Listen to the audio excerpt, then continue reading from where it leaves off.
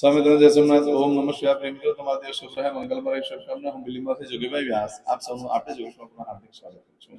મિત્રો આજ રોજ જોઈશું આજનો શુભ પંચાંગ. આ તારીખ છે 24/4/2026 ને શુક્રવાર, વૈશાખ સુદ આઠમ તિથિ છે. આજની આઠમ ને દુર્ગાષ્ટમી તરીકે ઓળખવામાં આવે છે. આજે રાષ્ટ્રીય પંચાયત દિન તરીકે પણ આજના દિવસને ઓળખવામાં આવે છે. આજે જે બાળકનો જન્મ થાય છે અને તિથિ ગણાય છે આઠમ તિથિ આજે સવારે 7:23 ઊંઘી જાય છે. ત્યાર પછી જે બાળકનો જન્મ થાય નવમ તિથિ ગણાશે. આજે જે બાળકનો જન્મ થાય છે એનું નક્ષત્ર ગણાય છે પુષ્ય, ઘણું શુભ છે. આ પુષ્ય નક્ષત્ર આજે રાત્રે 8:15 પૂર્ણ થઈ જાય છે અને ત્યાર પછી જે બાળકનો જન્મ થાય એનું આશ્લેષા નક્ષત્ર ગણાશે. આશ્લેષા નક્ષત્રમાં જ્યારે જન્મ હોય તેને ચોક્કસ પ્રમાણે પૂજા વિધિ કરી લેવી, કારણ કે પોતાને પણ નુકસાન કરે, માતાને પણ નુકસાન કરે અને સાસુને બી નુકસાન કરે છે. આજે જે બાળકનો જન્મ થાય છે યોગ ગણાય છે શુભ યોગ આજે બપોરે 1:25 પૂર્ણ થઈ જાય ત્યાર પછી બાળકનો જન્મ થાય કંડી યોગ ગણાશે. આજે જે બાળકનો જન્મ થાય છે એનું કરણ ગણાય છે વિષ્ટિ. આ વિષ્ટિ કરણ સવારે 8:02 પૂર્ણ થઈ જાય છે અને એટલે આજે સવારે 8:02 પછીનો સમય શુભ ગણાશે. આજે સવારે 8:02 પછી જે બાળકનો જન્મ થાય એનું બહુ કરણ ગણાશે. આજે જે બાળકનો જન્મ થાય છે એની રાશિ ગણાય છે કર્ક રાશિ નક્ષત્ર છે. દને કર્ક રાશિનો સ્વામી ચંદ્ર ગણાય છે. મિત્રો આ કર્ક રાશિ આજે આખો દિવસ રહેશે અને 25 તારીખે રાત્રે 8:05 થાય છે એટલે ત્યાં સુધી જે બાળકોનો જન્મ થાય બધાની રાશિ કર્ક હશે. આ રાશિ તિથિ વાર નક્ષત્ર કરવાનું બહુ જ મહત્વ છે. એ ચોક્કસ પ્રમાણે પૂજા વિધિ કરેલો જીવન સરળ બની જશે.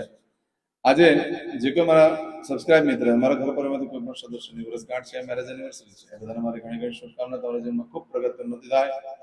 ભગવાન શંકર બધી મનોકામના પૂર્ણ કરે એવી પ્રાર્થના કરું છું. સવારમાં ઉઠી આજનું સુકન કરી લેજો, આખું સરસ જશે આખું વર્ષ તમારું. આજે કે મારા સબસ્ક્રાઇબ મિત્રમાં ઘર પરિવારમાંથી કોઈ પણ સદસ્યની વર્ષગાંઠ છે, મેરેજ એનિવર્સરી છે, એ બધાને મારી ઘણી ઘણી શુભકામના. તમારા જીવનમાં ખૂબ પ્રગતિ ઉન્નતિ થાય. ભગવાન શંકર તમારી બધી મનોકામના પૂર્ણ કરે એવું સામના દાદાને પ્રાર્થના કરું છું. આજે સવારમાં ઉઠી કોઈ પણ કાર્ય કરવા માટે જાઓ છો તો નિત્ય કામ પતાવી નીકળતી વખતે જોગેશ ચેનલ પર જઈ પ્લે લિસ્ટમાં જઈ આજના વારનું સૂચન કરીને નીકળો તો સારી સફળતા પ્રાપ્ત કરી શકશો.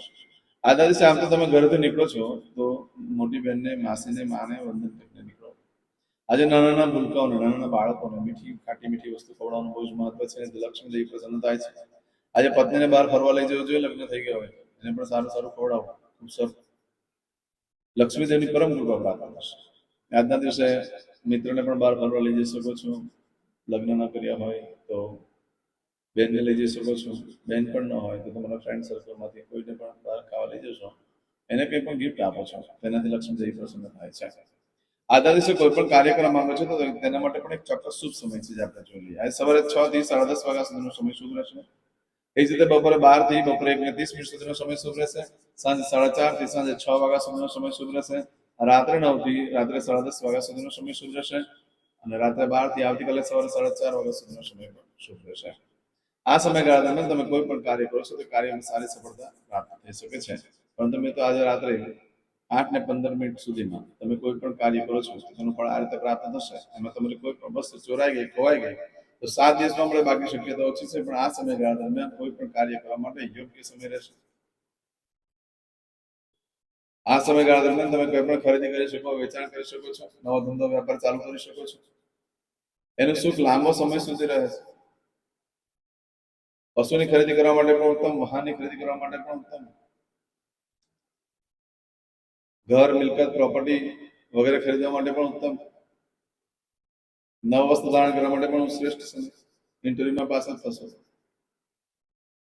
ધનવાન થવાના યોગ ઉભા થશે, આવક વધે અને જાવક ઘટે છે, વ્યાજની આવક વધશે. આજના દિવસે પણ આ બધું જે કંઈ કાર્ય કરવાનો હોય તો આજે સવારે 8:02 પછી કરજો, કારણ કે 8:02 સુધીનો સમય અશુભ છે, ત્યાર પછી શુભ છે. આવું બધું ફળ તમને રાત્રે 8:15 સુધી મળે. તો આજે રાત્રે 8:15 થી લઈ આવતીકાલે રાત્રે 8:05 સુધીમાં જો તમારી કોઈ વસ્તુ ચોરાઈ ગઈ, ખોવાઈ ગઈ, મળવાની શક્યતા બિલકુલ ઓછી છે. આ સમયગાળા દરમિયાન બને ત્યાં સુધી કોઈ કામ ન કરશો, કોઈ પણ પ્રકારની ખરીદી નહીં, વેચાણ નહીં, કોઈ જાતનું કોઈ કાર્ય ન કરશો, કારણ કે આમાં કરેલું કાર્ય તમને મોટે ભાગે જોખમ બની જાય છે. અને કોઈ કિંમતી વસ્તુની તો ખરીદી કરશો જ નહીં. તમે જાહેરમાં આવી જશો, તમે કિંમતી વસ્તુ ખરીદશો તો તમને જોખમ બની જશે. કોઈ ધંધો ચાલુ કરો છો તેમાં અમુક વસ્તુ સિક્રેટ રાખવાની હોય છે, અમુક વસ્તુની જાહેરાત ન થવી જોઈએ તો ધંધો સારો ચાલી શકતો હોય. તે બધી બાબતો બહાર આવી જાય છે, ખુલ્લા પડી જાય છે.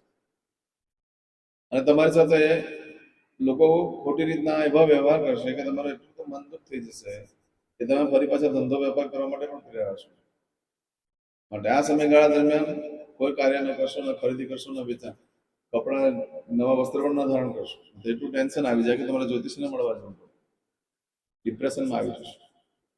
આવું બધું જે ફળ છે એ આજે રાત્રે 8:15 થી લઈ આવતીકાલે રાત્રે 8:05 સુધી મળે. એટલે ખાસ ધ્યાન રાખજો, આ સમયગાળા દરમિયાન કોઈ કાર્ય ન કરશો. આજે શુભ સમય કેટલો છે? તો સવારે 8:02 થી લઈ રાત્રે 8:15 સુધીનો સમય શુભ રહેશે. આમાં તમે ડિલિવરી, ઓપરેશન બધું પણ કરી શકો છો. આમાં કોઈ પણ કાર્યનો આરંભ પણ કરી શકો, ખરીદી વેચાણ બધું કરી શકો છો. ચમચીમાં પાણી લઈ લો. અદ્યતન માસનમ માસોત્તમ પરમ પવિત્ર વૈશાખ માસે શુભ શુક્લ પક્ષે અષ્ટમ્યાયામ ભૃગવા સંહિતાયામ. મિત્રો આજે ભગવાનની પાસે કોપરાનું છીણ અને દળેલી સાકર ધરાવીને બધાને પ્રસાદમાં વેચતો હોય. આ સુખ લાંબો સમય સુધી રહેશે એટલે શુભ લક્ષ્મીની પણ પ્રાપ્તિ થશે. તમે પૂજા પતે એટલે મને કોમેન્ટ્સમાં જે ભગવાનની પૂજા કરો છો એનું નામ લખીને મોકલી દેજો. ભગવાન તમારા હવે દરેક જણા પોતાનું સાચું નામ બોલી દો. તમારું ગોત્ર ખબર હોય તો ગોત્ર બોલી દેવાનું. પછી બોલવાનું છે અહમ, મમ, આત્મન, શ્રુતિ, સ્મૃતિ, પુરાણોક્ત, પુણ્ય, ફલ, પ્રાપ્તિ, અર્થમ, અપ્રાપ્ત, લક્ષ્મી, પ્રાપ્તિ, અર્થમ, પ્રાપ્ત, લક્ષ્મી, ચિરકાલ, સૌ, રક્ષણાત્મક, લોકેવા, સભાયામ, રાજદ્વારે, વ્યાપારે, વિદ્યા અભ્યાસે, દેશે વિદેશે, સર્વત્ર, યશ, કીર્તિ, વિજય, લાભાદિ, પ્રાપ્તિ, અર્થમ, મમ, અખિલ કુટુંબસ્ય, આયુ, આરોગ્ય, ऐश्वर्यादि, प्राप्ति, अर्थम, मम, जन्म,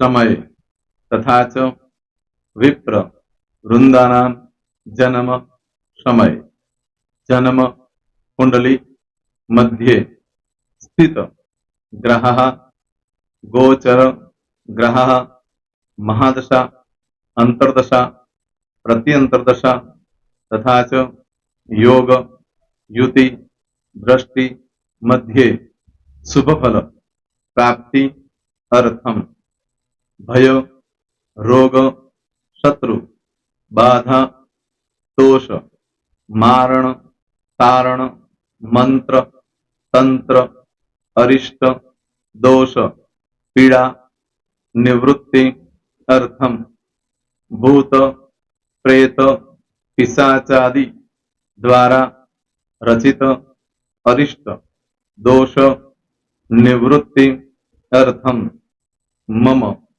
सकल मनवांछित फल. હવે તમારા મનમાં જે કઈ ઈચ્છા હોય તે બોલી જવાનું.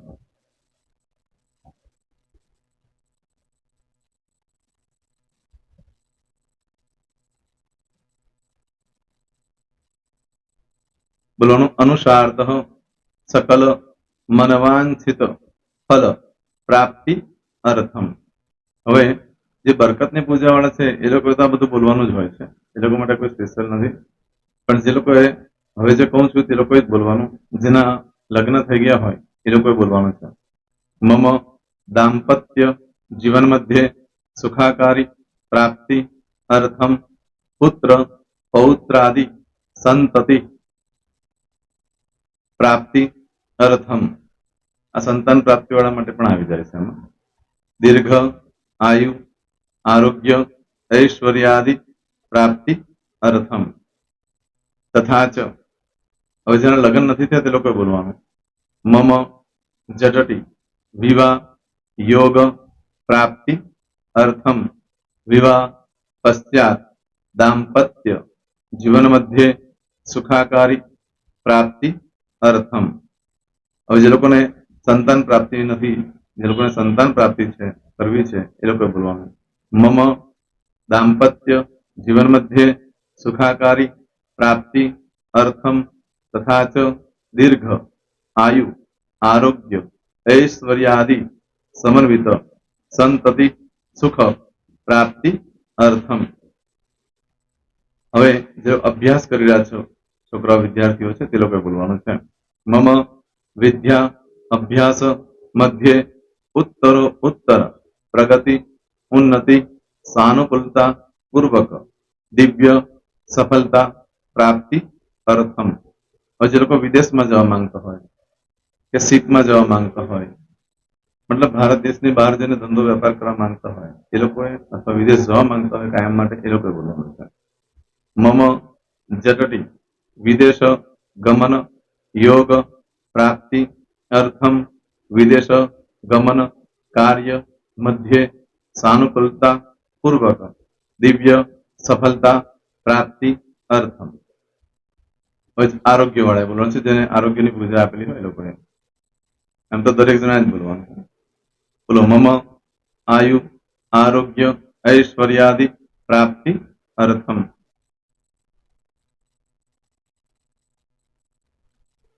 दरेक जणा बोलવાનું.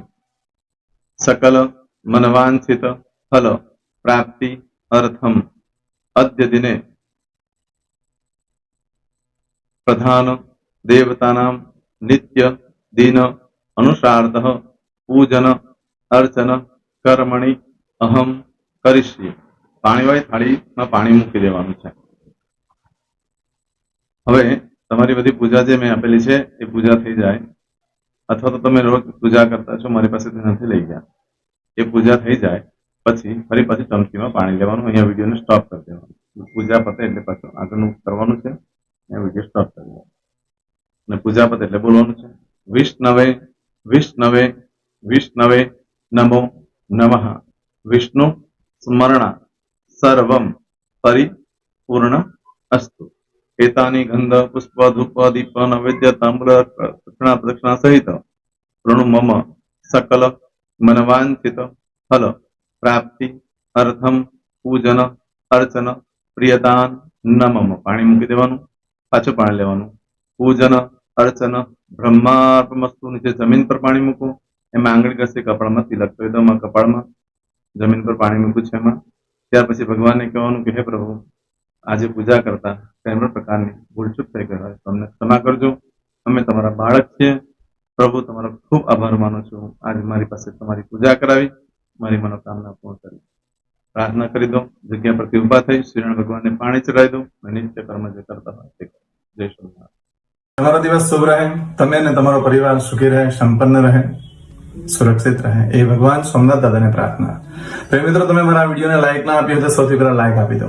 અને ત્યાર પછી જો તમે મારી આ ચેનલ સબસ્ક્રાઇબ ન કરી હોય તો સૌથી પહેલા સબસ્ક્રાઇબ કરી લો અને બેલ આઇકોન ઓલ પર ક્લિક કરવાનું ભૂલશો નહીં, જેથી કરીને સૌથી પહેલા નવી વિડીયો જે કંઈ મૂકું એ તમને મળે. મિત્રો, કંઈ પણ મૂંઝવણ હોય તો મને આ નંબર પર તમે ફોન કરીને પૂછી શકો છો. મારો મોબાઈલ નંબર છે 9825546459. મિત્રો, કોમેન્ટ્સમાં જય સોમનાથ લખવાનું ભૂલશો નહીં. ફરી પાછા નવા વિડીયો સાથે મળીએ. ત્યાં સુધી સૌને જય સોમનાથ.